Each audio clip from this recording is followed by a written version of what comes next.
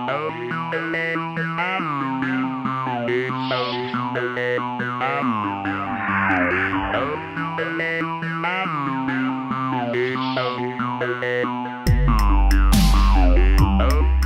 tout le monde, je m'appelle Mathieu Nebra, j'ai lancé un projet qui s'appelle le Site du Zéro en 99, donc ça fait 17 ans maintenant, quand j'étais au collège.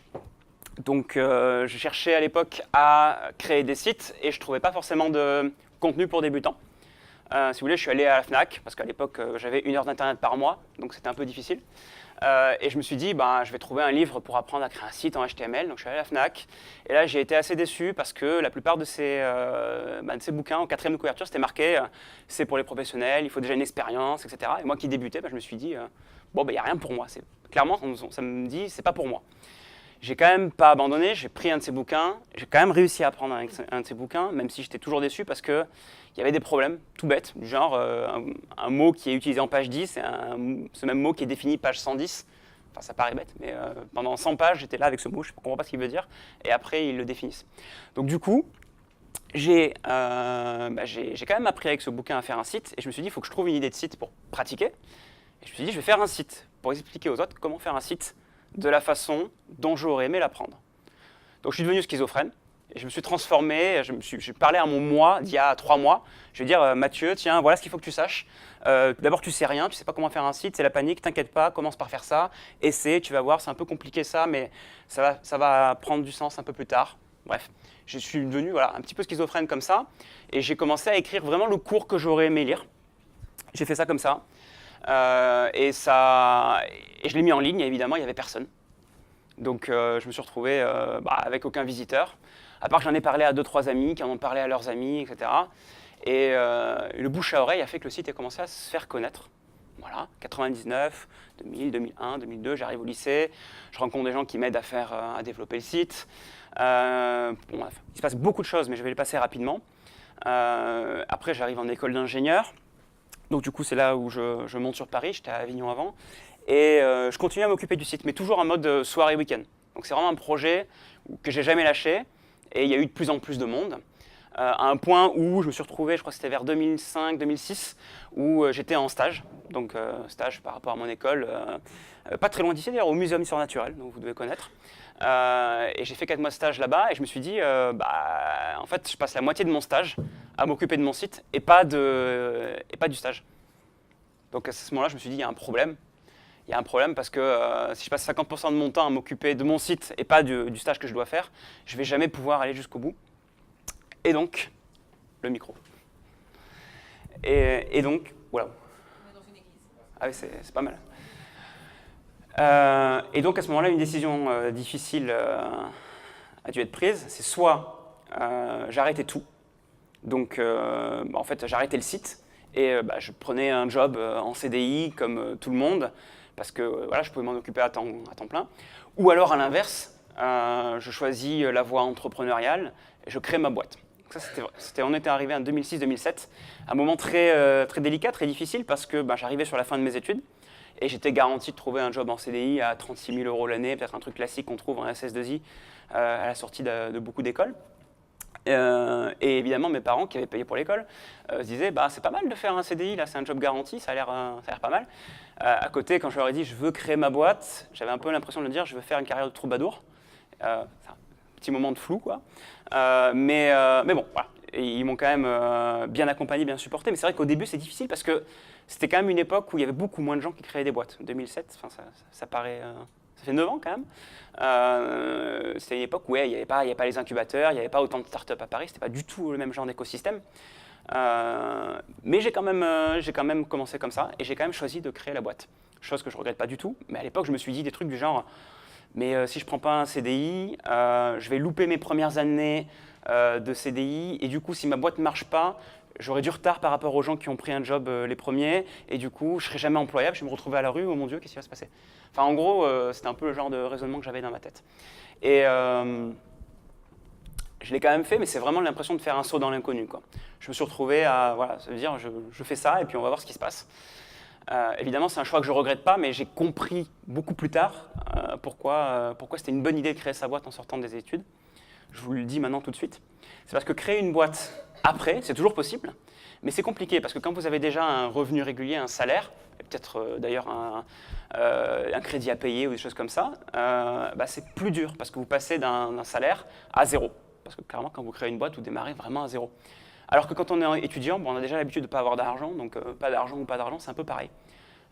Et en plus, ça m'a permis de gagner énormément d'expérience. J'avais peur de perdre de l'expérience en me disant, mais si je n'ai pas un CDI, je ne saurais pas ce que c'est l'expérience dans une vraie boîte.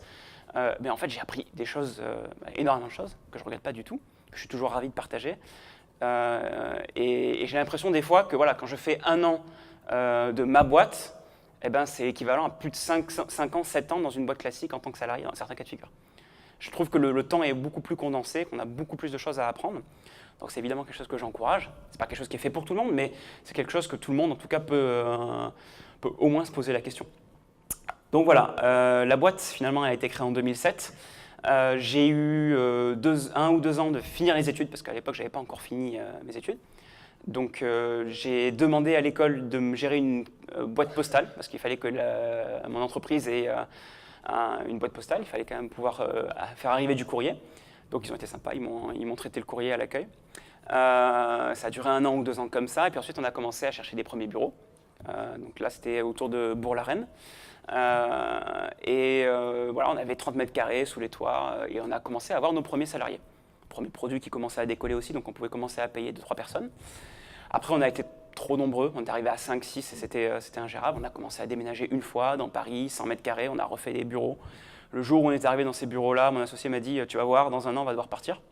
Et 1 an, pile poil, jour pour jour, je ne plaisante pas, on a dû partir après. Donc c'est le genre de truc, on ne peut pas deviner, mais des fois on se rend compte que ces prophéties se réalisent. Et on a déménagé encore 2-3 fois de bureaux. Aujourd'hui, je fais un fast-forward très rapide. L'entreprise qui s'appelait Simple IT, le site qui s'appelait Site du Zéro, on a changé de nom il y a 3 ans, en 2013. On a juste changé de nom. La raison, parce que vous allez me poser la question, et plein de gens se posent la question, c'est parce qu'on commençait à délivrer des certificats, des diplômes en ligne, et je ne me voyais vraiment pas écrire Site du Zéro sur le diplôme, malgré tout l'attachement que j'avais au nom. On avait besoin d'un nom international aussi, parce qu'on commençait à l'international, et on avait besoin d'un nom qui fasse référence à l'éducation pour le grand public, parce qu'on commençait à toucher de nouveaux publics qui n'avaient pas forcément l'habitude. Donc c'était aussi une sorte de mue, c'est passer un peu à une nouvelle version et se dire ok, on assume qu'on va de l'avant, on commence à toucher un public un peu plus large, c'est une nouvelle partie d'aventure, on avait besoin un peu de ce rebond. Donc ça c'était en 2013. Il s'est passé des choses au milieu, on avait levé des fonds une première fois 1 million d'euros, une deuxième fois 1 million d'euros, et là on vient de lever 6 millions en septembre. Du coup on est en train d'embaucher pas mal, là on commence à embaucher beaucoup même. On arrive à une 50aine de personnes. Les bureaux vont pas tarder à être pleins d'ailleurs. On va arrêter d'embaucher au bout d'un moment, bien sûr. Mais là, voilà, on est une période très active de recrutement. Il se passe beaucoup de choses. On est en train de développer de nouveaux cours, de nouveaux parcours. L'équipe s'internationalise. On commence à avoir des Américains, des Espagnols, des Anglais. On a débauché des gens dans des très grandes boîtes. Par exemple, on a pris la première développeuse de Kickstarter. Il y a des choses comme ça qu'on ne pensait pas qu'ils pourraient arriver et qui nous arrivent. On commence à avoir des rencontres importantes. On a eu par exemple le président de la République qui a annoncé publiquement que Open Classrooms offrait ses services premium à tous les demandeurs d'emploi en France. C'est quand même un truc assez unique qui n'arrive pas à beaucoup de startups. Donc voilà, on a eu cette chance, cet honneur. Il y a eu beaucoup d'évolutions évidemment ces dernières années. Et là aujourd'hui, ce qui est en train de se passer, c'est qu'on propose, au-delà des cours simplement que vous devez déjà un peu connaître certains, on propose réellement des parcours de formation qui sont composés de cours et de projets, accompagnés, ça on le voit moins sur la plateforme encore, par des mentors. Et donc quand vous êtes sur Open Classroom, vous êtes accompagné par un mentor privé qui vous suit toutes les semaines en visioconférence. Donc c'est une formation que vous pouvez commencer du coup à n'importe quel moment de l'année et qui dure le temps dont vous avez besoin que ça dure. Et donc on a des étudiants qui sont un peu partout dans le monde parce qu'évidemment c'est Internet, il n'y a pas de frontières, ni d'ailleurs géographique, ni d'âge. Donc on a des gens qui vont avoir 18 ans.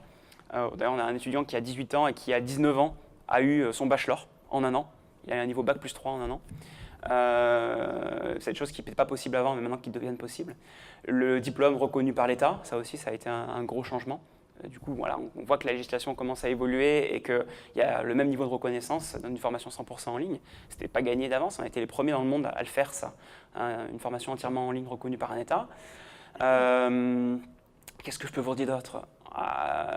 On commence à avoir voilà, beaucoup d'étudiants, beaucoup de mentors. C'est assez passionnant, c'est assez excitant, même si voilà, l'entrepreneuriat, c'est vraiment, j'ai l'habitude de dire, c'est des montagnes russes. Donc vous avez peut-être l'idée que moi j'étais site du zéro, j'ai commencé en 99 et ma croissance a été ça, et que le succès en gros c'est ça. La réalité c'est que c'est pas du tout ça, le succès c'est ça. Voilà.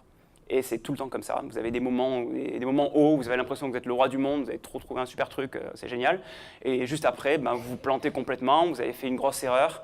Tout le monde vous l'avait dit évidemment, et vous n'avez personne pour vous rattraper. Et donc là, vous avez l'impression que vous êtes le dernier des nuls. Et ça arrive à tous les entrepreneurs. J'en ai rencontré des expérimentés. Ils font tous des erreurs et toute leur vie, c'est vraiment des montagnes russes. Donc préparez-vous déjà, que vous soyez salarié ou que vous soyez entrepreneur. Ça ne se passe pas comme ça, ça se passe comme ça. Et donc voilà. Voilà un petit peu en micro-brief ce que je peux vous raconter d'Open Classrooms. Après, je peux rentrer dans plein de détails. Comment on est organisé, qui sont les gens, quelles sont les équipes, comment on fonctionne pour créer des cours, pour des parcours. Je sais qu'il y a des gens qui ont peut-être des questions là-dessus, mais j'aimerais que vous commenciez à poser des questions. Ouais. Comment vous expliquez le succès du site du zéro? Ça s'est fait par des claims fortes qu'on fait un référencement naturel du genre comment faire un rendu sur Maya, etc. C'est comme ça que ça s'est acquis Comment j'explique? Je vais peut-être répéter la question. Comment on explique le succès du site à la base? Ça paraît toujours facile en regardant après, mais sur le coup, tu sais pas pourquoi ça marche, tu sais pas pourquoi. Maintenant, avec un peu de recul, je pense qu'il y avait un vrai besoin de formation qui soit adressé aux débutants, qu'il y avait toujours une sorte, dans beaucoup de cours et de livres, d'intellectualisme qui dit c'est vraiment pour les gens pros, tu vois, c'est sérieux. Et il manquait une touche de moins sérieux, dans lesquels les gens, je pense, se sont retrouvés. Quelque chose qui est très accessible, c'est tout bête, mais le site du zéro, les cours, c'est gratuit. Open Classrooms, les cours sont toujours gratuits. C'est quand même une différence par rapport aux bouquins que tu dois payer, par rapport à de nombreux sites qui font payer les cours. Dès le début, les cours ont été gratuits et mine de rien, si les cours avaient été payants dès le jour 1, je pense que je ne serais pas là aujourd'hui pour vous parler. Peut-être ça aurait fait des choses intéressantes, mais je pense que le volume des gens, ce que peut-être tu appelles le succès, qui viennent sur Open Classrooms, est lié à la gratuité très fortement et, en tout cas j'espère, la qualité des cours. Parce que les gens ont apprécié lire des cours sur Open Classrooms, parce qu'ils avaient un ton différent, une empathie différente. Donc ça changeait un petit peu, si tu veux, du manuel scolaire en fait. Déjà rien que ça, je pense que c'était un gros changement. Et pour le référencement, vous avez eu affaire à mettre en place par exemple à regarder qu'est-ce qui était recherché sur le web et à se dire tiens, il y a vachement de recherches sur comment créer son site, machin, et se dire là il y a quelque chose à faire et ça fera du référencement naturel. Ouais, alors ta question c'est est-ce qu'on a regardé les mots-clés les plus recherchés sur Internet en se disant on va se positionner sur des mots-clés comme ça? La réponse est non. On a beaucoup fonctionné, et on fonctionne d'ailleurs encore pas mal, à l'instinct, c'est-à-dire on voyait un petit peu ce que les gens nous demandaient, on voyait bien aussi les sujets qui nous passionnaient, parce que c'est important de faire des sujets qui nous passionnent, et il s'est trouvé que il y a des gens qui avaient les mêmes passions, et voilà, peut-être qu'on a eu de la chance, parce que peut-être que dès le début, l'idée de faire des cours sur le HTML, c'était une idée brillante, parce qu'il y avait alors besoin de former beaucoup de gens sur le HTML. Je ne pouvais pas le deviner forcément à l'époque. Mais je dirais un peu de chance quand même. Mais ce n'est pas aussi scientifique que ce qu'on croit. Ouais. On a regardé évidemment les mots-clés recherchés, mais je pense que ce ne serait pas forcément une bonne méthode. La bonne méthode, ce serait plutôt de regarder les premiers visiteurs que tu as, leur parler et dire qu'est-ce que tu attends. Et itérer par rapport à soi-même. Souvent, ce que beaucoup d'entrepreneurs qui n'ont pas forcément l'habitude font, c'est qu'ils regardent un peu la concurrence. Et du coup, ils essaient de suivre la concurrence ou de la répliquer. Ou de dire, voilà, s'il y a plein de recherches, c'est parce que les gens, ils attendent ça.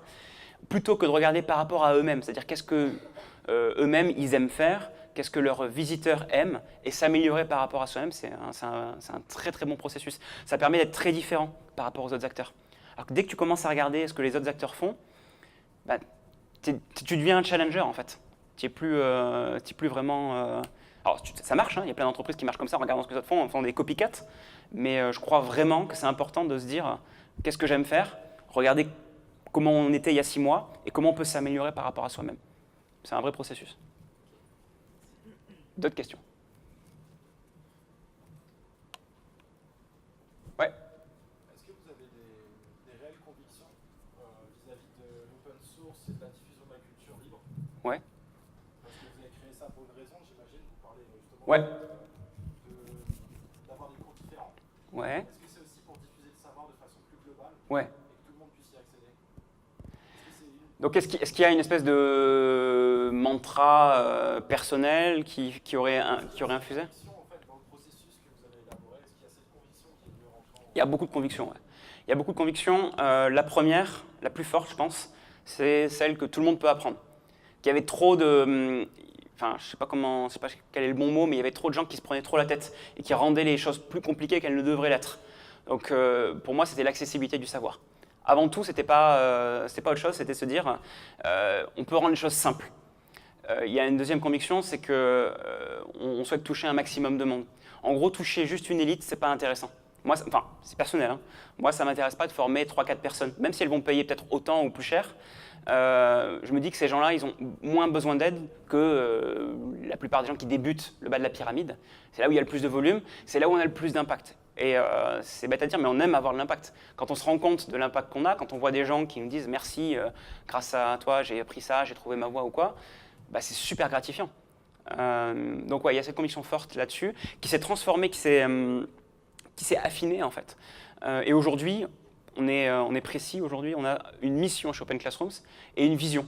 Et cette mission et cette vision, elles ont été développées par l'équipe. Encore une fois, je reviens à ce que je disais, c'est en regardant ce qu'on a fait, en regardant qui on est, ce qu'on a aimé faire, on s'est posé autour d'une table à un moment donné, c'était il y a 2-3 ans, et on s'est dit qu'est-ce qu'on veut faire, qu'est-ce qu'on veut promouvoir vraiment. Et on a déduit 2 choses très simples que tous les gens chez Open Classroom savent, c'est le premier truc qu'on va te dire quand tu postules à un entretien par exemple, c'est pourquoi. D'ailleurs, il y a un super TEDx qui s'appelle Start with Why, que je vous recommande fortement, qui est tout bête, qui implique dire, voilà, pour motiver les gens, pour qu'il y ait vraiment de l'empathie, de l'interaction, commencez par dire pourquoi vous faites ce que vous faites. Même pas qu'est-ce que vous faites, mais pourquoi vous le faites. Et donc, du coup, le pourquoi, la mission, c'est une grande mission, hein, c'est un peu un truc grandiloquent, c'est rendre l'éducation accessible à tous. Donc nous, chez Open Classrooms, à chaque fois qu'on fait un projet, on se pose la question, on se dit, est-ce que ça va dans le sens de cette mission? Et c'est tout bête à dire, mais il y a plein de cas de figure, on doit faire des choix. Et des fois, on perd le sens de la mission, et c'est parce qu'on l'a écrit à un moment donné, parce que les gens sont au courant de ça, on peut toujours se dire, ok, est-ce que ça remplit la mission? Et du coup, il y a des choix, de nombreux choix comme ça, qu'on s'est dit, bah, peut-être qu'on ne va pas le faire, parce que ça ne répond pas à la mission, parce que c'est trop pointu, trop spécifique. Et au-delà de ça, parce que la mission, c'est quand même beau, mais voilà, quand tu dis que tu as vraiment rendu l'éducation accessible à tous, c'est peu difficile à mesurer. On a déduit une vision. Et la vision, pour ceux qui font de la programmation, c'est l'implémentation de la mission. Donc c'est comment tu le fais concrètement. Autant la mission, c'est quelque chose qui ne change pas, qui est immuable, c'est ancré dans Open Classrooms. Nous, on est là pour rendre l'éducation accessible. Mais la vision, c'est quelque chose qui peut être un plus court moyen terme. Peut-être ça va changer dans 3, 5 ans, 7 ans, j'en sais rien. Mais c'est une façon beaucoup plus concrète aussi d'aller décider les projets. Et cette vision, c'est on aide les gens à trouver un travail ou à évoluer dans leur travail. Donc on va mesurer notre succès comment? En regardant combien, ce mois-ci par exemple, on a aidé de gens à trouver un travail. Combien de gens nous disent ben, grâce à vous, j'ai trouvé un travail. Et plus ce nombre est élevé, plus on est content. C'est notre métrique principale, c'est notre KPI. Et c'est relativement récent encore, hein, mais ça nous aide énormément. Parce que du coup, on se dit, OK, si notre vision, c'est d'aider les gens à trouver un emploi, il faut qu'on ait des parcours qui amènent vers des métiers qui sont très demandés. Sinon, on n'a pas pu les amener vers un emploi. Donc, on va sélectionner les métiers qui sont les plus demandés. Et une fois qu'on a identifié les métiers les plus demandés, on va déduire, je peux rentrer après dans le détail un peu plus, mais c'est de l'ingénierie de formation, ça. Comment on va les construire? On va sélectionner des experts et on va construire des projets pour prouver les compétences du métier. On va créer les cours pour préparer au projet. Mais tout découle, en fait. Si tu veux, c'est une espèce de... Ouais, c'est un truc qui découle. Mais d'abord, pour savoir où on va, pour ne pas partir dans tous les sens, on a besoin de cette vision. Et d'ailleurs, je mentore de temps en temps d'autres entrepreneurs. Et souvent, quand les gens sont early stage, c'est normal, hein, bah, ils ne savent pas exactement qui ils sont, qu'est-ce qu'ils veulent être, qu'est-ce qu'ils veulent faire. Et souvent, je leur dis, mais vraiment, regarde, c'est quoi ta mission, c'est quoi ta vision, c'est quoi le métrique laquelle tu vas être contente, sur lequel tu veux être content. Et souvent, les gens me disent, bah, je veux gagner de l'argent. Et là, je réponds, grosse erreur, gagner de l'argent, ce n'est pas une fin en soi. C'est un moyen de réussir à être rentable, à pouvoir payer les gens, à alimenter ta vision. Mais ce n'est pas du tout ce que tu dois chercher à faire. Le jour où tu te mets à faire ça, tu peux avoir même une boîte qui marche très très bien, mais tu as asséché complètement ton innovation. tu as vraiment besoin d'avoir un objectif super précis qui aide les gens. Donc tu vois, nous clairement, aider les gens à trouver un emploi, il y a un vrai impact, il y a une vraie utilité sociétale. Ça a tellement de valeur qu'on est convaincu que derrière, on peut le monétiser d'une façon ou d'une autre. Et effectivement, la monétisation déduit de ça. Mais c'est pas, il faut qu'on gagne de l'argent, donc qu'est-ce qu'on fait? Et ça change tout, hein. C'est tout bête, hein, mais ça change tout. Dès que tu pars de la bonne origine, de la bonne question, qu'est-ce que tu essaies de résoudre, eh ben, tu arrives à déduire ce que tu fais au quotidien. Et c'est très dur à faire.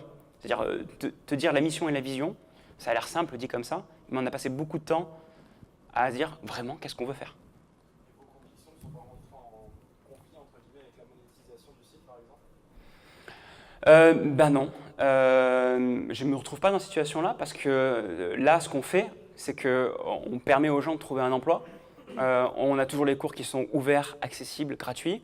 On s'est dit, franchement, non, on est à l'aise avec ça. Il faut toujours faire un équilibre, c'est-à-dire qu'il faut que ce soit viable, d'accord? C'est important, sinon on n'est plus là demain pour en parler.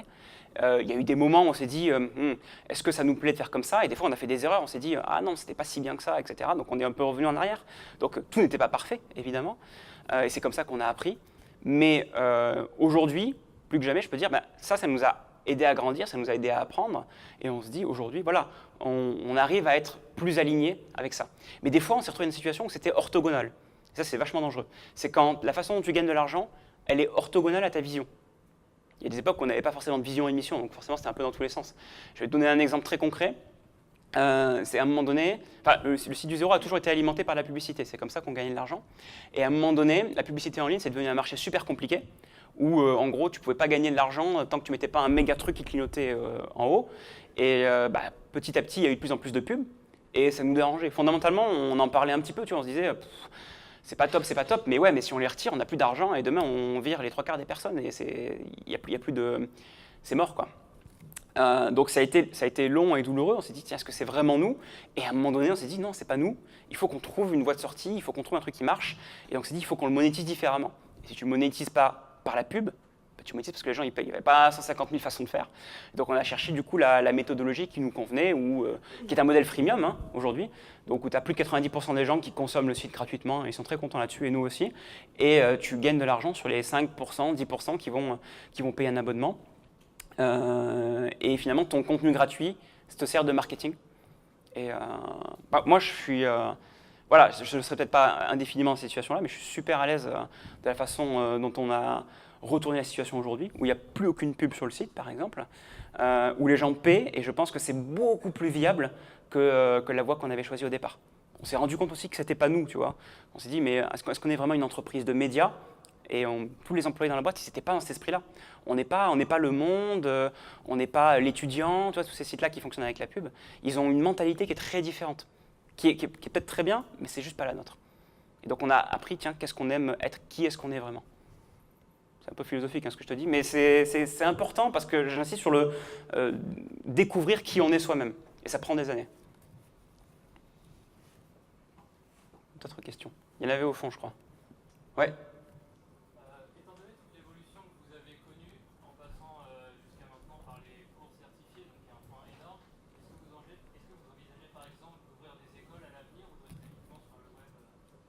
Ah, tu veux dire des trucs brick and mortar, des écoles?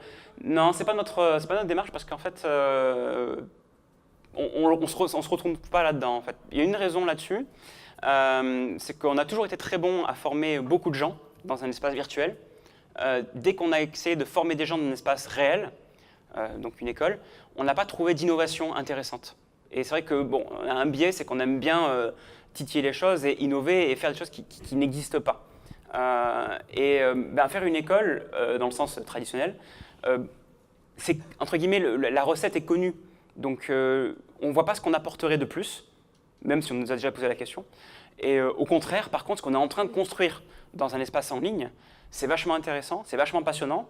Il y a très peu, voire pas de gens en France qui le font. Et du coup, ça nous convient très très bien. Il y a aussi une raison plus liée à la mission, c'est que plus on va aider de gens, plus on est content. Et le problème qu'on va avoir traditionnellement dans une école, c'est qu'il y a une limite avec les murs. Alors évidemment, tu peux créer plusieurs écoles, etc. Mais c'est comme je disais tout à l'heure sur du média, gérer de la pub. Nous, gérer de l'immobilier, c'est pas un truc qui nous fait plaisir. On n'a pas envie d'être là-dedans. C'est un autre métier. Voilà, c'est juste. J'ai beau avoir un père agent immobilier, mais ça ne m'a pas motivé à dire je vais gérer un parc immobilier d'école. Parce qu'il y a plein d'autres problématiques derrière. Et plein de gens le font très bien, mais surtout on ne voit pas qu'est-ce qu'on rapporte. Qu'est-ce qu'on apporte de nouveau. Alors qu'aujourd'hui, dans une formation en ligne, je peux te dire qu'il y a un étudiant qui est au Gabon, qui est en train de se former sur Open Classroom, ce n'était pas du tout prévu, et il va avoir un diplôme en ligne à distance, et ça va fonctionner. Ce n'est pas un truc qui aurait pu être possible avant. Ou un étudiant qui vient de s'inscrire il n'y a pas longtemps, qui est au Japon, d'origine birmane, et qui s'inscrit sur un site français pour avoir un diplôme français reconnu par l'État, parce que ça lui permet d'évoluer dans son entreprise au Japon. C'est un peu fou, mais c'est Internet. C'est des choses comme ça. Et encore une fois, ce n'était pas prévu. Hein. C'est un peu les conséquences de ça. D'autres choses que je trouve absolument passionnantes, c'est qu'on a cassé la frontière aussi des âges. C'est-à-dire que des étudiants, là vous avez plus ou moins le même âge, et les étudiants ont entre 18 et 45 ans globalement. Et il y a vraiment des étudiants de 18 ans qui aident des étudiants de 30 ans qui aident des étudiants de 20 ans, et on le voit. De la même façon, les mentors qui accompagnent, et ils ont tous les âges, et ils ont toutes les origines. Et ce mix social, je le trouve vachement beau à voir. Il n'est pas forcément très visible actuellement sur le site, mais ce qui est en train de se passer derrière les rideaux est assez impressionnant. Et je ne pensais pas que c'était possible. Ouais, ça ouvre plein de challenges, évidemment, mais voir un mentor de 22 ans accompagner une personne qui est sans emploi, avec 2 enfants à charge, et qui a 35 ans et qui a besoin de trouver un emploi, dans une zone qui est d'ailleurs moins couverte d'habitude par les écoles, je trouve ça super. D'ailleurs, c'est amusant parce que la plupart de nos étudiants ne sont pas à Paris. Alors que la plupart des écoles en France, globalement, sont plutôt centrées sur Paris. Nous, au contraire, les gens sont dans des villages paumés, en France et dans le reste du monde. Comment vous recrutez les mentors et sur quelle base? Alors les mentors, on les recrute beaucoup sur le site et beaucoup avec les écoles partenaires, mais une grosse partie sur le site aujourd'hui. Sur la base des gens qu'on forme, il y a un cours aujourd'hui sur Open Classroom pour devenir mentor. Ça s'appelle « Devenez mentor sur Open Classroom », tu peux chercher dans le moteur de recherche. Et on exige de tous les nouveaux mentors, avant même de postuler, qu'ils aient le certificat du cours « Devenir mentor », qui leur explique un peu la posture du mentor. C'est de l'humain, hein, c'est de l'interaction. En gros, un mentor, je te la fais courte, c'est beaucoup plus un psychologue qu'un sachant. On cherche des gens qui ont vraiment une empathie humaine et on joue beaucoup là-dessus parce que finalement le rôle du mentor à distance, c'est de rassurer les gens sur la capacité à réussir, c'est leur donner une motivation et créer un rythme super important qui n'avait pas été fait avant dans l'e-learning où les gens qui étaient très autonomes, ils y arrivaient tout seuls et ceux qui n'étaient pas autonomes, ils avaient besoin d'être accompagnés. Donc on les prend comme ça, d'abord on valide effectivement qu'ils ont compris la méthodologie, qu'ils ont été formés à devenir mentors dans l'esprit Open Classrooms. Ensuite on leur demande beaucoup de papiers qui sont d'ailleurs demandés par l'éducation nationale, du type diplôme, CV, même obligé de te demander en fait si tu n'as pas de casier judiciaire, des choses comme ça. Et après on fait un entretien privé avec chaque futur mentor. On leur demande de nous montrer des projets qu'ils ont fait, montrer l'expérience qu'ils ont. Voilà, on demande s'ils ont des questions et ensuite on les inboard, ils sont accompagnés par un premier mentor et ensuite ils sont autonomes. Pardon ? Est-ce que vous jugez leur pédagogie Juger la pédagogie des mentors ? Est-ce qu'il y a une façon pour vous de savoir leur façon de... Oui, alors on forme à la pédagogie Open Classrooms, on la valide parce qu'ils ont le certificat du cours, on la valide au début parce qu'il y a un accompagnement avec des mentors. Si tu veux, s'il y a une forme de jugement, elle est là. Ensuite, on insiste pour ne pas faire quelque chose de trop homogène. C'est important qu'il y ait une diversité aussi. C'est important que chaque mentor il ait sa personnalité et qu'il ne soit pas un robot. Et donc, on laisse volontiers les mentors après s'exprimer dans leur pleine personnalité. C'est comme ça que ça se passe de toute façon dans la plupart des écoles. On pense que c'est là que se crée la diversité. Et d'ailleurs, ça fait effectivement cette diversité que je trouve très riche. Et de temps en temps, il y a un mentor et un étudiant qui ne s'entendent pas. Ça arrive. Et dans ce cas-là, on le change de mentor et c'est réglé la semaine d'après.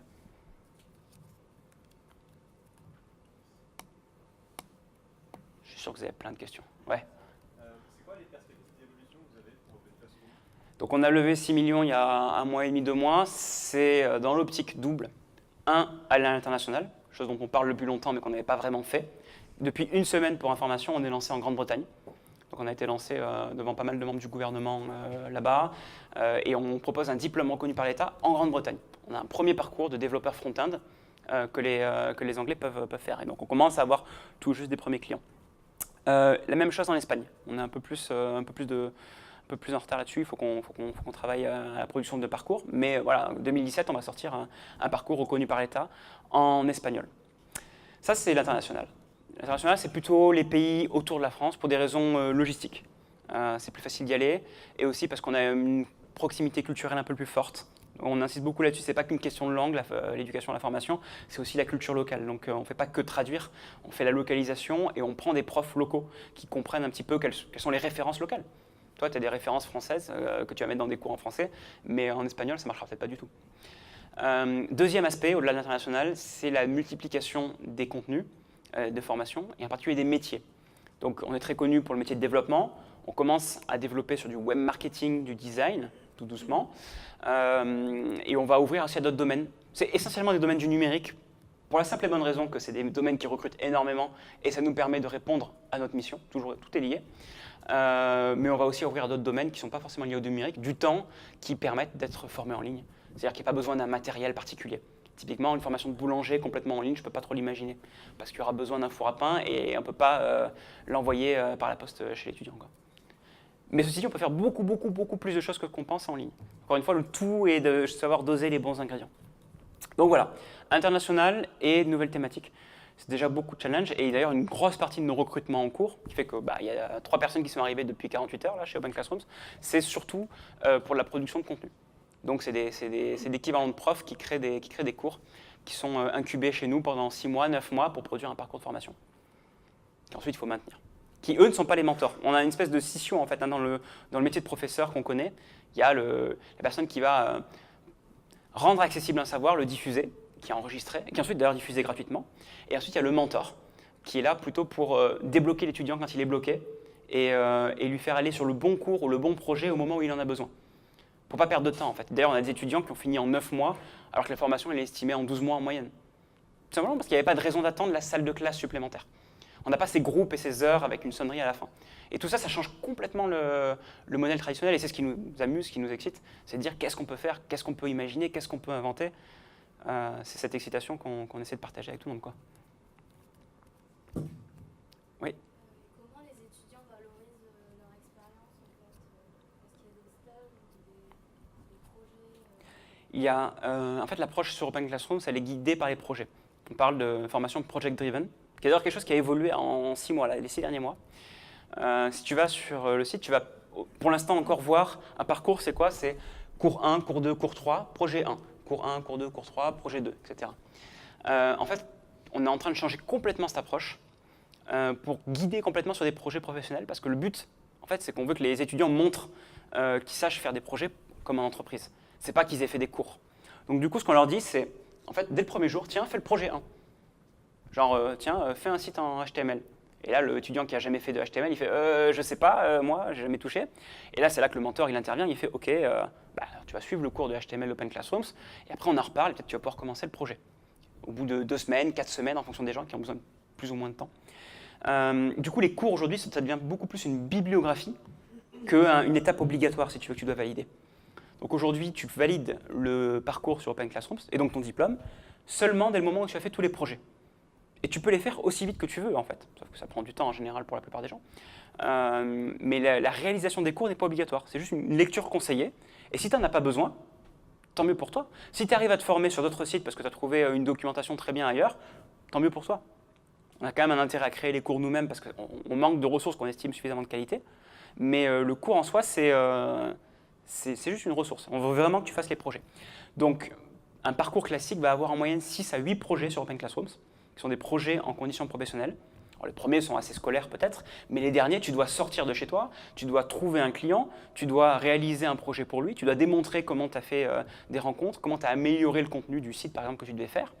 Tout ça, c'est des fichiers, c'est le dossier qui a été enregistré, compilé, et à la fin, tous les projets que tu as faits sont envoyés à un jury de professionnels qui valide en regardant ce que tu as fait. Et donc ça constitue ton portfolio. Dès le jour 1 où tu as fini la formation sur Open Classrooms, tu as déjà un portfolio.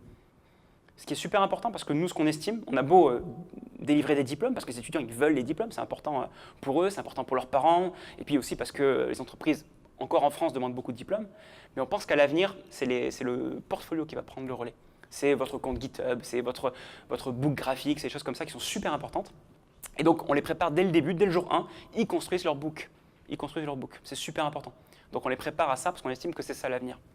Donc voilà, tu as tous tes projets qui servent de référence. Tu peux montrer dès le premier jour, et pas seulement des projets scolaires, des projets vraiment personnels qui peuvent être très différents d'un étudiant à l'autre.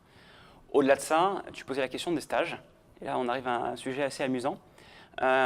C'est que jusqu'à maintenant, et c'est encore le cas à l'heure où je te parle, on n'a pas le droit de faire des stages. Parce qu'on a une formation en ligne. Pourquoi? Parce que la loi, à un moment donné, dit voilà, il faut qu'il y ait un minimum d'heures en présentiel. Pourquoi ils font ça? Parce qu'ils ont voulu éviter des fausses écoles qui ont existé à un moment donné, qui délivraient des conventions de stage, c'est des usines à stage et à stagiaires, pas forcément très jolies. Sauf que nous, on n'est pas ça. On fait vraiment de la formation, on amène vraiment les gens vers un emploi et tout. Mais du coup, la loi, elle est là, elle est un peu dans le marbre. Et donc, c'est pour ça qu'on est obligé de beaucoup discuter avec le ministère du Travail, le ministère de l'Enseignement supérieur, beaucoup de gens qui travaillent dans ces milieux-là, pour montrer patte blanche et dire regardez ce qu'on fait. Regardez, là, les étudiants demandent un stage, ça aurait vraiment une valeur ajoutée là-dessus. Et globalement, tous les gens sont de très bonne volonté, veulent aller dans le bon sens, mais c'est long à faire évoluer. Ceci dit, j'ai bon espoir qu'on puisse délivrer des stages courant 2017. Est-ce que vous travaillez en interne sur la gamification pour apprendre dans ce milieu? C'est un serpent de mer pour nous, c'est la gamification. Il y a tout le monde qui vient chez Open Classroom et dit j'aimerais faire de la gamification, j'aimerais faire évoluer en gamification. Si tu veux mon avis, pas assez. On pense qu'on a beaucoup de chemin à faire là-dessus et qu'on a un super potentiel. Parce qu'on a aujourd'hui une plateforme technique qui est vraiment solide, qu'on a remis au carré, alors que ce n'était pas forcément le cas il y a quelques années. On commence à avoir des gens bien seniors.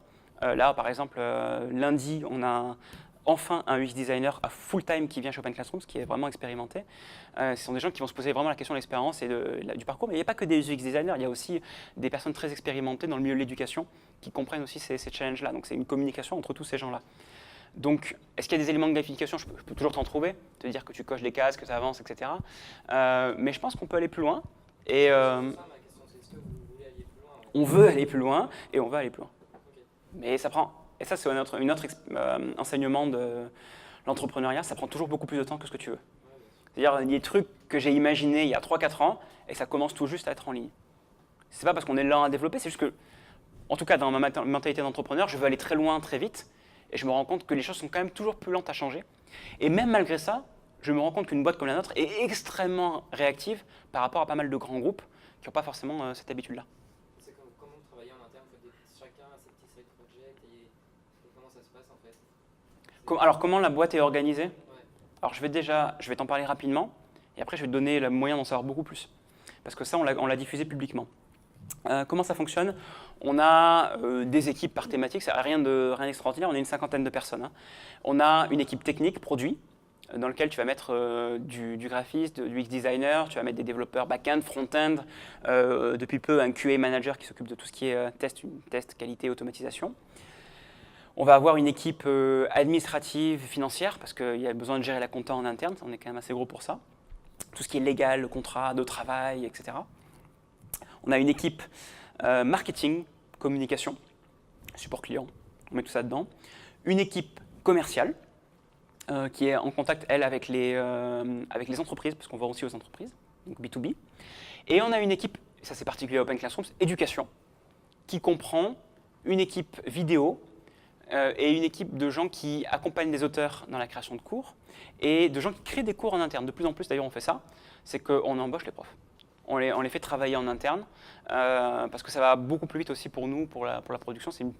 Ça permet une meilleure maîtrise en fait, du rythme, de la qualité, etc. Et surtout, quand on crée des parcours de formation, ça devient indispensable pour nous. Donc voilà, on a ces équipes-là qui évidemment communiquent elles-mêmes autour d'un même open space. Et tu as plein de petites salles pour te poser autour, seul ou à plusieurs. Des canapés, plein d'environnements. Tu as une cuisine, tu peux te poser dans la cuisine. Il y a plein de gens qui bossent dans la cuisine. Qui d'ailleurs, tout le monde a un MacBook en fait, au final, donc tout le monde se déplace beaucoup plus facilement. Et ça, c'est super pratique. C'était un gros changement pour nous il y a quelques années. Et il y a plein de gens qui bossent aussi en télétravail, quelques jours par semaine. Et là-dessus, il y a une très grande flexibilité, c'est-à-dire que les gens ils ont juste à dire aux autres « bon, bah, demain, je serai en télétravail ». Il n'y a pas de validation managériale là-dessus. Donc c'est prévu de base, tu bosses de chez toi quelques jours par semaine, il n'y a pas de souci. C'est très vrai notamment pour certaines équipes plus que d'autres. Par exemple, ceux qui créent des cours ont souvent besoin d'être plus isolés que d'autres. Et en même temps, ils ont besoin aussi d'être avec le reste de l'équipe. Alors on essaie de trouver cet équilibre entre la communication entre les gens et l'isolation dont ils peuvent avoir besoin pour faire un travail créatif, ce qui n'est pas toujours évident. Donc voilà, hein, les gens communiquent beaucoup au quotidien, mais c'est difficile de te l'exprimer plus que ça, sans rentrer vachement dans le détail. Des éléments qui peuvent te montrer un petit peu comment la communication elle est beaucoup plus horizontale que je pense que dans pas mal de boîtes. Tous les ans, on fait des séminaires, des retraites, ça peut être à la montagne, ça peut être à la plage. On emmène toute l'équipe pendant 3-4 jours. Et pendant ces jours-là, on ne bosse pas vraiment beaucoup au final. Mais on réfléchit un petit peu à notre produit, comment on veut l'améliorer. Et on crée des mini-équipes transversales. Donc tu vas avoir quelqu'un du commercial avec quelqu'un de l'éducation, avec quelqu'un du développement. Et chaque groupe se donne un objectif dans une thématique donnée pendant ce séminaire. Et ils réfléchissent à 2 choses, à notre produit, où est-ce qu'il en est, qu'est-ce qu'on peut améliorer, et notre façon de travailler au quotidien. Quelles sont nos relations et comment est-ce qu'on peut être plus heureux au travail, qu'est-ce qui marche pas assez bien et qu'on voudrait améliorer, ou au contraire, qu'est-ce qui marche bien et qu'on a envie d'aller plus loin. Et comme ça, il y a plein d'idées comme ça qui sont venues des gens, dont une qui est toujours active aujourd'hui, à l'heure même où je te parle, c'est ce qu'on appelait après les Team Days, où les gens, en fait, en ayant fait ces groupes dans les séminaires très transversaux, ils se sont dit, mais en fait, on adore parler à de nouvelles personnes, avoir de nouvelles perspectives, on devrait le faire plus souvent et pas juste une fois par an. Et donc, ils ont proposé à toute l'équipe, enfin, il y a eu plusieurs groupes qui ont fait plein de propositions, et il y a un groupe qui a proposé, bah, tiens, si on mixait les équipes 2-3 jours par mois, tous les mois. Ils ne font pas un projet ensemble parce que c'est trop compliqué, ça change complètement l'organisation, c'est trop dur, mais juste ils se positionnent à côté, comme ça ils peuvent juste parler et faire de nouvelles interactions, et ils se font un déj une fois dans les 3 jours. Et là, à l'heure où je te parle, justement, aujourd'hui, on est encore dans ces Team Days, c'est le moment du mois où on fait ça, et donc là, je suis à côté de personnes de la technique, je suis à côté d'autres personnes, de la communication notamment, donc tout le monde switch en fait les sièges pendant 3 jours et ensuite retrouve un peu sa place. Ça permet de créer des petites interactions, de nouvelles idées. Il y en a eu de nouvelles idées comme ça qui sont faites. Et là où j'insiste beaucoup, je trouve que c'est vraiment très important, c'est que ce sont des idées qui sont venues des gens, de l'équipe. C'est pas nous qui sommes arrivés avec mon associé en disant tiens, on va mixer les gens un peu comme ça. Voilà. Mais non, c'est les gens qui se sont dit c'est une bonne idée. Et je pense que si ça a commencé comme ça explique pourquoi c'est toujours actif aujourd'hui. C'est que les gens avaient envie de le faire. Et comme c'est une idée qui vient des gens, ça a beaucoup plus de puissance. Donc c'est aussi notre façon de travailler avec les gens, c'est on essaie de faire grandir les idées dans les gens et de générer des leaders de ces idées au quotidien. Et donc tu as des gens qui ont travaillé à notamment des idées, par exemple comment est-ce qu'on se fait du feedback entre nous, comment est-ce qu'on évalue notre travail. Ils se sont dit tiens on va faire un feedback entre pairs. Donc quelqu'un a pris le bâton de pèlerin et a dit je vais lancer cette idée. Et à tester, expérimenter et ensuite à développer l'idée au sens général de la boîte. D'autres personnes qui sont réfléchies notamment à tiens si on rendait les salaires plus transparents. La méthode d'évolution, est-ce qu'on pouvait un peu plus la rendre plus scientifique, plus visible? Et bien voilà, on a commencé à le faire dans l'équipe technique et une personne a commencé à bosser dessus. Et ensuite, d'autres équipes ont commencé à réfléchir à la question. Très organique et surtout, on essaie de faire en sorte que ce soit les gens eux-mêmes qui développent les idées. C'est pas évident à faire, mais c'est beaucoup plus puissant. Ça prend beaucoup plus de temps aussi, donc il faut être plus patient. C'est un peu le jeu du court terme versus du long terme. Si moi j'arrive en tant que boss et je te dis tiens, fais ça pour demain, tu vas le faire. Mais tu ne vas pas forcément comprendre pourquoi, et donc du coup, tu vas te transformer plutôt en exécutant. Si à l'inverse, je t'implique dans des réunions de préparation avec un client ou quoi, et tu comprends la raison, ça va prendre plus de temps, mais surtout, tu seras beaucoup plus impliqué émotionnellement dans le projet, et donc tu vas aller beaucoup plus loin pour faire le projet. Ça, on l'a vu plein de fois, et c'est beaucoup plus puissant. Bon, c'est une philosophie. Si tu veux en savoir plus, sache que pour info, toutes les personnes qui doivent venir chez Open Classrooms doivent valider un autre cours qui s'appelle How do we work at Open Classrooms? Donc un cours complet sur comment on travaille chez Open Classrooms. Et là pareil, tu vas chercher dans le moteur de recherche, tape How do we work at Open Classrooms et tu verras un cours complet sur la méthode de travail chez Open Classrooms. Ça décrit la mission, la vision dont je vous ai parlé tout à l'heure, ça décrit les équipes, comment elles sont structurées, quels sont les logiciels qu'elles utilisent, quel processus elles utilisent quand elles doivent acheter quelque chose, comment ça se passe, à qui tu demandes, qu'est-ce que tu peux faire, qu'est-ce que tu ne peux pas faire, et qu'est-ce qui est en train d'évoluer et comment toi-même tu développes des idées. Tout ça, à la base, c'était un livre de recettes qu'on voulait montrer aux nouveaux venus. Genre, au premier jour, on te dit, tiens, voilà, ça c'est Open Classrooms, voilà comment ça se passe. Et en fait, on s'est dit, mais c'est con de le garder en interne, parce que nous, notre métier, c'est de rendre le savoir accessible.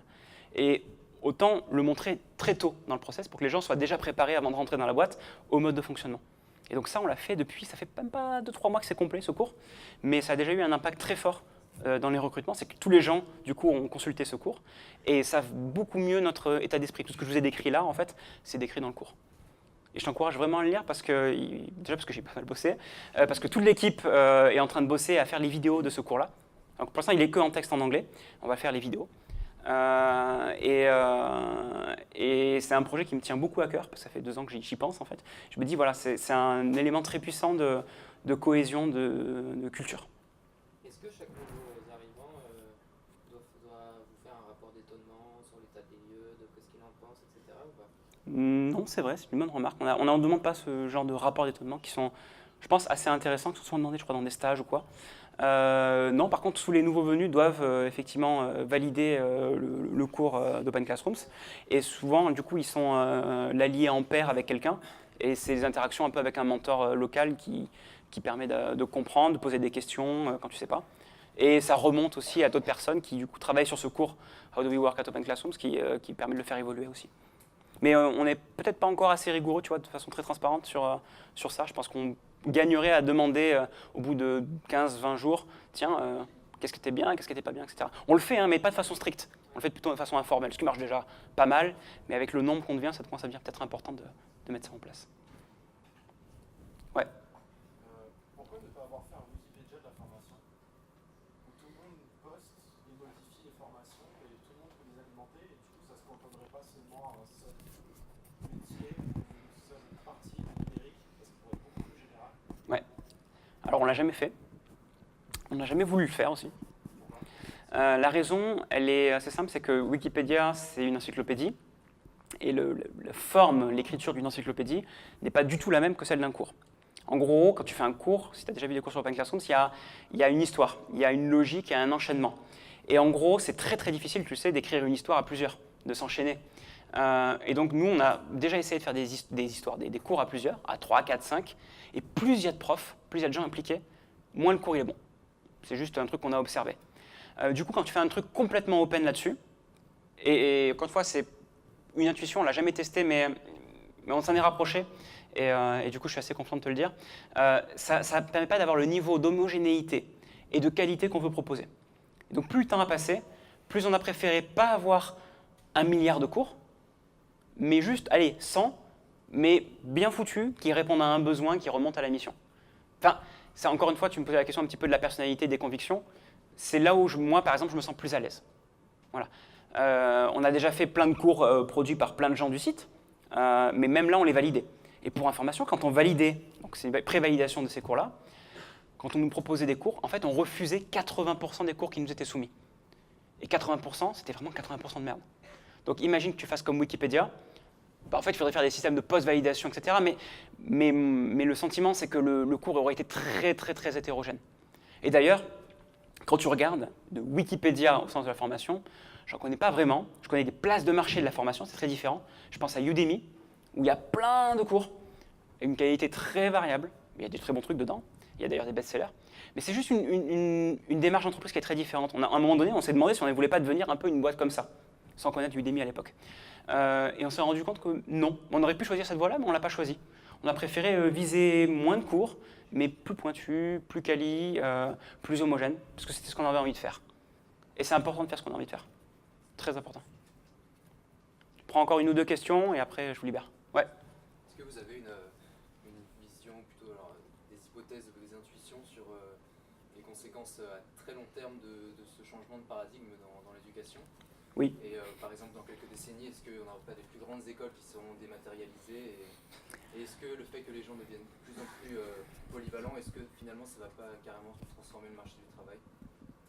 Alors je vais répéter la question. La question c'est quelle est la vision pour le futur de l'éducation? Comment ça va évoluer? J'ai déjà répondu un petit peu parce que je disais que je pense que les diplômes, même si ça va continuer longtemps, ça va être fortement challengé, une bonne partie des diplômes, parce qu'il y a une évolution qui fait que le diplôme ne suffit plus. En gros, le diplôme que tu as à 23-25 ans, tu ne vas pas le garder toute ta vie pour dire jusqu'à 50 ans, 60 ans, 70 ans.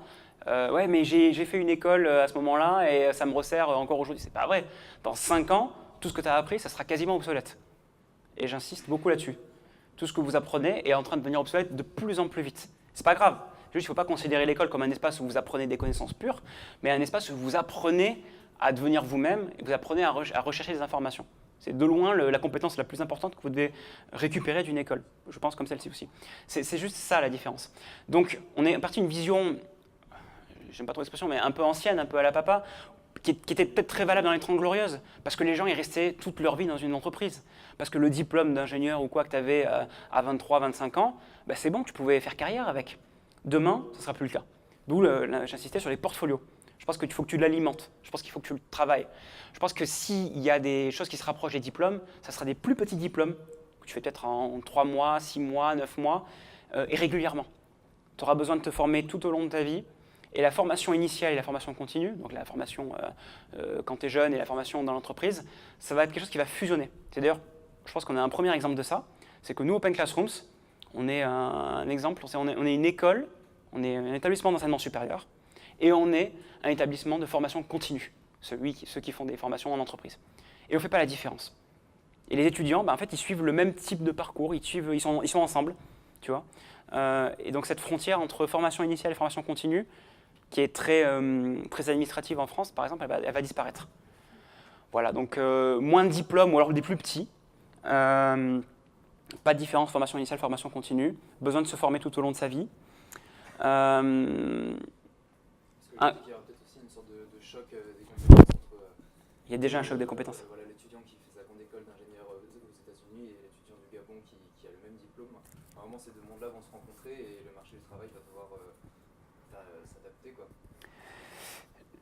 Ouais, c'est déjà un peu le cas. Il y a déjà le monde des étudiants africains qui peuvent se retrouver dans des grandes universités américaines. Ça reste quand même plutôt une exception. Mais ce que je pense qu'il va se passer, c'est qu'effectivement, j'espère en tout cas, ça va permettre plus de monde d'accélérer, de sortir de la pauvreté. Parce que l'accès au savoir devient plus facile, mais ça ne résout pas tout. Enfin, je ne veux pas dire que l'éducation, c'est la réponse à tout. C'est une grosse partie de la réponse. Il reste quand même beaucoup de chemin. Il y a aussi, je pense, un truc important, c'est la façon dont les entreprises recrutent. Si les entreprises recrutent et cherchent toujours des diplômes d'ingénieur, et que ça, et qu'à 50 ans, on te demande encore ton diplôme d'ingénieur que tu as eu à 23 ans, ce qui existe encore dans des boîtes. Et j'ai des gens de la famille qui se sont retrouvés en disant « Hey, on veut ton bac » à 45 ans, alors que la personne elle a plein de trucs à montrer. Il y a un problème de culture aussi. Donc il y a un problème de culture du recrutement, et c'est une culture aussi de l'entreprise, que beaucoup d'entreprises aujourd'hui vont te dire, c'est transformation digitale. C'est le mot qui est super à la mode. Aujourd'hui, tu es consultant en transformation digitale, mais c'est bon. Tous les grands patrons du CAC 40, ils te mangent dans la main, c'est trop bien. Ils veulent que tu leur parles de génération Y, ils veulent entendre plein de choses, mais en fait, ils sont complètement en panique. Parce que leur entreprise, ils te le diront tous, ils ont plein de gens qui savent qu'ils doivent les aider à évoluer, à se transformer. Et c'est des gens qui n'ont pas eu l'habitude, dès le départ, de continuer à apprendre, souvent. Et du coup, c'est très dur. Imagine, tu as 50 ans, tu as fait le même job toute ta vie, et ça devient de plus en plus intenable, parce que ton job, il n'a plus de sens. Il faudrait qu'il soit différent. Je te donne un exemple très concret. Dans les assurances, des grandes boîtes d'assurance comme AXA ou quoi, ils ont plein de gens qui ont le métier d'actuaire. C'est un métier où ils évaluent le risque. Et il y a plein d'actuaires en France. Mais aujourd'hui, ce métier-là est complètement en train d'être challengé par des data scientists. Et donc, des boîtes comme AXA se disent il faut que je transforme les gens qui sont actuaires en data scientists. Donc, il y a un vrai challenge là-dessus. Il y a plein de métiers qui sont en train de disparaître. Il y a beaucoup de métiers qui vont disparaître. Et probablement beaucoup de métiers que vous allez faire qui n'existent pas encore. Et donc, beaucoup de métiers qui vont être créés. Donc, ces évolutions, ce cycle d'évolution, ce changement, il est impressionnant. Enfin, moi qui suis dans le domaine, je vois des métiers qui se créent, qui n'existaient pas avant, dans le marketing digital, mais les compétences qu'on avait besoin il y a 3 ans, c'est plus les mêmes que celles qu'il y a aujourd'hui, donc il faut être tout le temps au taquet. C'est difficile. C'est difficile, mais c'est aussi très excitant parce que ça permet de se tenir au courant. Mais vous ne pouvez pas vous contenter de ce que vous avez appris à l'école, c'est foutu, quoi. C'est même pas la peine d'essayer. Je prends une dernière question. Allez, je prends une dernière question ici, après on peut parler juste après. Comme ça, on va... Ouais. J'aimerais savoir comment vous situez par rapport à la concurrence Graphicart par exemple, Code School, etc. Écoute, il y a énormément de sites dans l'éducation en ligne. C'est toujours difficile de parler de concurrence parce que certains sont sur des domaines un peu précis, des fois on se retouche, tu vois, mais des fois on fait des trucs très différents. Typiquement, Graphicart, tu n'auras pas forcément une formation diplômante en ligne et tu vas pas avoir un mentor qui va t'accompagner. Bon, il y a Code School c'est super les cours qu'ils font aussi. Moi j'ai beaucoup aimé, j'en ai suivi quelques-uns. Je trouve que ça aide des gens à trouver un job, mais c'est pas la même démarche non plus, c'est beaucoup plus gamifié, ils en font aussi beaucoup moins, c'est pas la même démarche. Chaque boîte est assez différente. Et je rejoins ce que je disais tout à l'heure, c'est on regarde ce qui se passe, parce que ça nous donne une inspiration, mais on essaie de ne pas se mettre dans une position de concurrence et de challenger. Là, ça aussi, ça rejoint une conviction. C'est je pense qu'on est tous dans un même espace, on a tous un même objectif, et ces gens-là sont aussi des gens qui nous aident à remplir notre mission. Et donc, de notre point de vue, un code school, s'il arrive à aider des gens à trouver un emploi, eh ben, c'est super, parce que ça remplit aussi la mission. Tu vois, c'est pas un truc que beaucoup de gens ont tendance à dire, parce qu'ils sont souvent sur une notion de chiffres et de concurrence, etc. Mais je pense que trop aller dans la notion de concurrence, c'est un peu destructeur de valeur à un moment donné. C'est un peu comme regarder que ta table de chiffres. C'est important que ta boîte soit viable financièrement, mais si tu regardes que sous ce spectre-là, tu deviens une boîte financière. C'est cool, mais moi, ça ne m'intéresse pas. On va arrêter là, et puis si vous voulez, si vous avez des questions, je reste là encore 20-30 minutes, on peut parler, il n'y a pas de souci. Merci, j'espère que ça vous a intéressé.